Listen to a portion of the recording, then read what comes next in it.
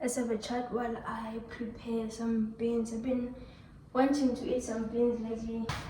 So, my birthday just passed and I feel like I need to talk about surviving my birthday. Hence the title of this video.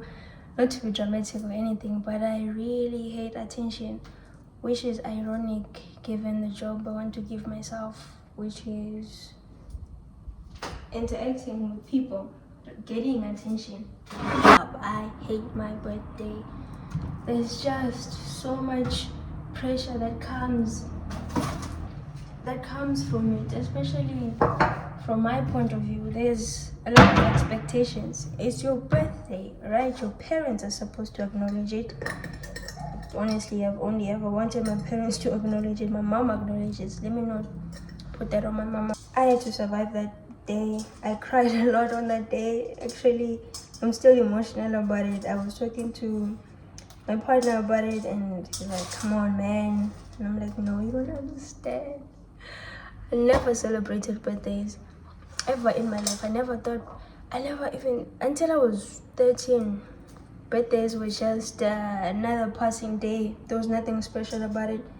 Not that no one ever made it special, it's just nobody cared about it when I was growing up and where I grew up. So, but then when I came to live with my dad, the way he would make because my birthday is in October. There are people born in January, February, throughout until October, and then afterwards as well. The way he would make those birthdays special. Everybody would be invited, the cousins would have to come, and a cake would have to be bought, and everybody comes together, they celebrate, they sing you a happy birthday. Does not matter what day of the week it is. Your birthday is celebrated. We sing, we celebrate you, we get you gifts. Matter of factly, the day before yesterday, we were out there looking for gifts for you. But when my birthday came around, every year there will be silence. At first, of course, you gotta remind the man who has so many kids, hey, it's my birthday. I also want to feel special. I'm a child. It's my birthday. You're celebrating other people. There's home videos too. There's documentation of everybody's birthday, except for mine. Obviously. So I was like, okay, sharp, I'll remind him, he'll buy me something, he'll give me money. But when I turned 16, it all stopped, and my sister would have to remind him on like group chats, like, hey, it's my sister's birthday. Like, oh yeah, happy birthdays. Like, I remember on my 16th birthday, I was so pissed, I was so sad that no one remembered my birthday. I took a walk around the estate when I saw this little kid just happy with his parents riding a bicycle, and I was like, I wish you fall. And he fell. Saddest thing ever. But I learned something on my 16th birthday. By them ignoring it, I grew to understand something about myself that I wouldn't have learned. Not something about myself, but like something in general. Like, your thoughts matter. Your thoughts are important. What you are projecting to other people can manifest. So be careful how you are navigating your thoughts and moving forward in that kind of nature. Yeah, and then found out that always knew, but I knew that others got money on their birthdays. If they didn't get gifts, they got something. So they would get those things. My birthday would come, I'd have to beg, like, can I please just have something for my birthday? And then I'm like, I wonder if everybody else has to ask. All I know is what others do is say, it's my birthday. He's like, oh my god, really? Here's money. Go celebrate, go have fun. But for me, it's my birthday. It's like, oh, happy birthday. So this year, I was like, I'm not gonna expect much. I'm not gonna want anything from him. I work now. I can, buy myself things that I want. I'm learning how to save money. I'm learning to do all of those things. It would be nice to just have a dinner with my father because he inspires me in terms of like professionally, career-wise. He inspires me. I'm motivated by that man. I called in the morning. He didn't pick up his phone. I was like, no problem. They're like, oh, he's at the office today. So I looked around in the office, I didn't see him. I sent him a message. I'm like, hey, I wanted to have a lunch with you. Like, oh no, I've left. Why? I was like, yeah, no, I just wanted to have lunch with you for my birthday. He's like, when is it? I was like, it's today. He's like, oh, happy birthday, my daughter. I live long and so forth. But I have food at home. And I was like, damn, bro, what? Yeah, like, yeah. that's fine. And when he said that, tears just came. And in the morning, my partner had said, because like he also, again, I don't like attention. People that know my birthday, I told you about it. I want you to know about it so that, because I want to hear from you on that day. But if I didn't tell you about it, I don't want to hear anything from that day. Like, I was gonna say you don't owe me anything, but no one owes you anything, really. And this time around, I really learned that. So when my partner's like, yeah, no, I'll call you later. Right now I'm currently busy out there. I want to, have a special call about this. It's a big day. I can't believe I didn't know about it. I'm like, don't bother about it. You didn't know about it, so it's fine. You just know it now. So I was like, okay, cool, it's fine. And then when my father told me, like, nah, suddenly I'm like, what? Yeah. Why did my partner just text me happy birthday or something like that? Because it's like a long distance situation. Why didn't they just text me happy birthday or do something? I don't know. Then I got mad. So my anger, instead of it being on my father because he's my father, it went to him. Because again, he's a boy, my father's a boy. Boys, same thing. I just was like, what my father feels about me is what you feel about you. And that hurts me more because I chose you. I didn't choose my father, I chose you. I chose to be with you, in a relationship with you. And for you to now treat me how this person treats me is like hurtful. I got mad at him. He got mad. He's like, what the hell, TD? I said that I was gonna call you and when I have a good conversation. I told you I was busy. I called you earlier. It was windy. I couldn't speak. I knew that my anger was directed at my dad, not anybody else. So day goes on. People are giving me attention. I'm like, damn. I only want attention from my dad, honestly. I want to hang out with him. I want to spend a day with him, or like not even a day, 30 minutes, an hour with him. So we can just bond, because we have never really bonded. I met him when I was, my father that is, when I was 13. Yeah, established that. I met him when I was 13. Became my father from there on. And didn't really become my father, I think 2019, but he was doing fatherly duties. He was taking me to school. He's provided for my education and for my every little interesting hobbies that I've had. So it's not a matter of questioning whether anything of sorts, but I know he does it in the sense that he doesn't want to make me feel like I'm excluded, because every time we have a discussion, I'm making a big decision that other siblings have made. He's like, I don't want you to feel excluded, so you have to choose.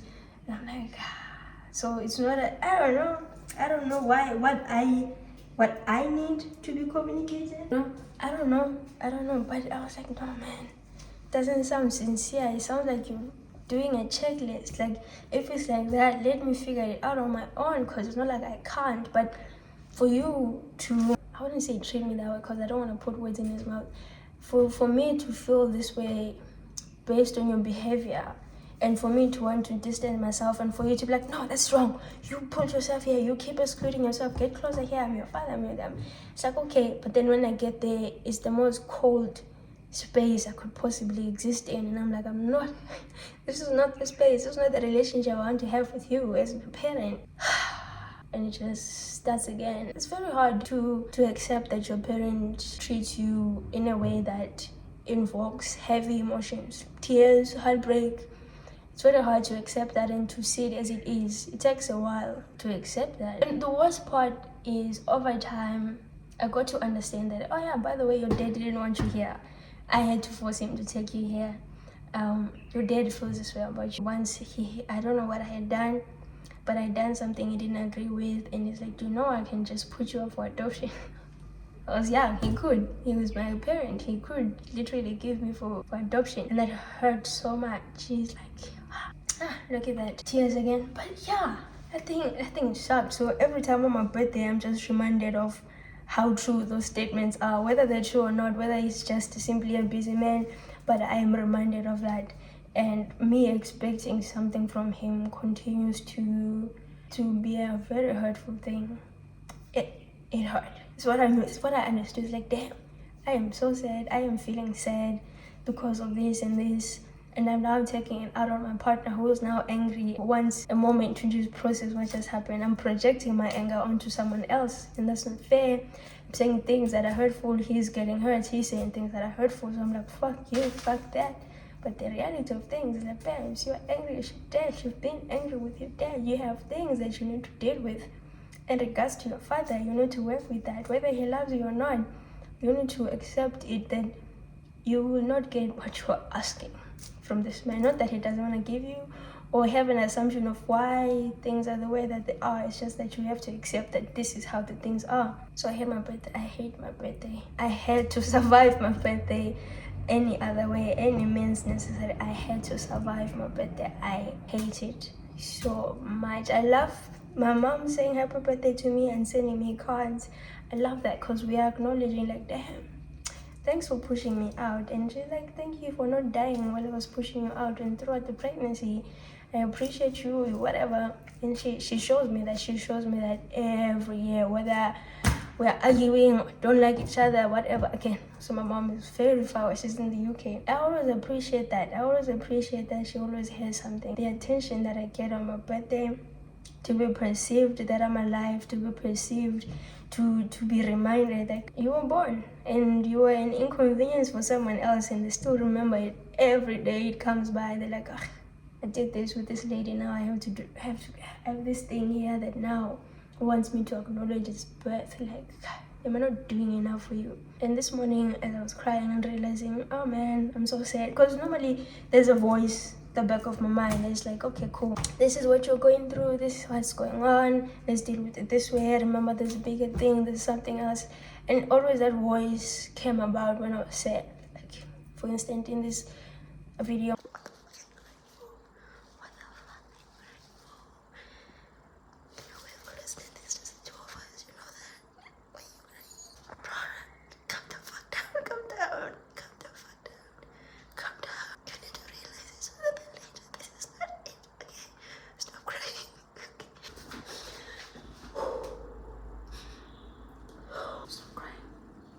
good. Stop crying. You know you've always done this thing. It's just been you and me. You know it's been us. You know that you cannot depend on anyone else's to bring you happiness. You know that. You know that. Even if they're supposed to, biologically supposed to, then pick yourself up. Stop crying. Stop it. Stop crying. You're too pretty to be crying. Not on these matters. You have other serious things you could have. You could die poor. That's something to cry about. Not this. What are you crying about? There's nothing to cry about. You're okay. You know, these people have never really done anything. So, you're so pretty. Wow. Look at you. Look at the smile. Okay. Okay, welcome back. Welcome back. I love you, okay? I will always love you. It's us. It's us. We have success to make. We have life to live. You cannot do that. Don't do this to us. Focus, babes. Focus. I feel like a sister, big sister figure kind of came in and tried to calm me down, because I feel like I was having some sort of a panic attack, some type of at work. I had to excuse myself. And it comes and it just tries to find solutions. Like, hey man, look at what you have. Look at where you are. Look what you've done for yourself, what you've taught yourself. You are fine without the love that you are seeking from these people. You're okay. Basically, they're still doing what they need to do. They might not be providing you with internal things that might, be beneficial for you, but nonetheless, still a parent. But this morning I was like, no, I just need to be sad. I need to sit in a little corner and I need to cry the living shit out of I need to cry.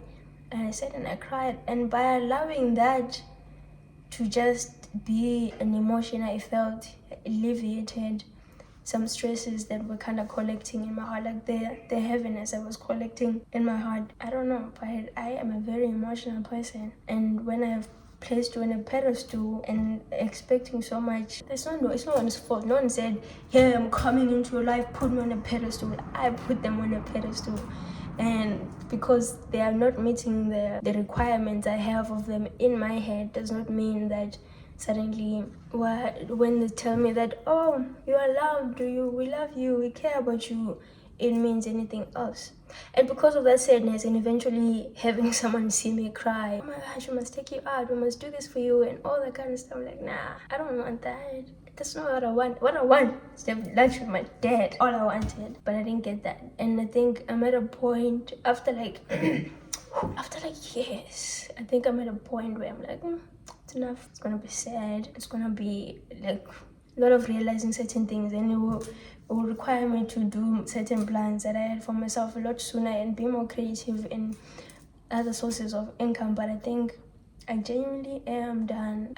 It does not benefit me to be in a space emotionally that I'm in, because I've come to understand that what I think about here, it manifests itself on my body, it manifests itself in how I walk and how people see me, in just every single thing. My creation is not the same, because again, I'm not even creating when I'm sad, and I don't like that, and I want to create. I'm so young right now. I need to create a lot of things to secure my own future and my children's future, my grandparents' future. Just be financially safe and comfortable. So that requires a lot of work. I cannot spend that much of energy. It takes that much of energy. I cannot spend that much energy trying to unsad myself because someone made me sad. And because it's a continuous thing, now the plan is you go to therapy, you figure out why exactly is it such a heavy thing.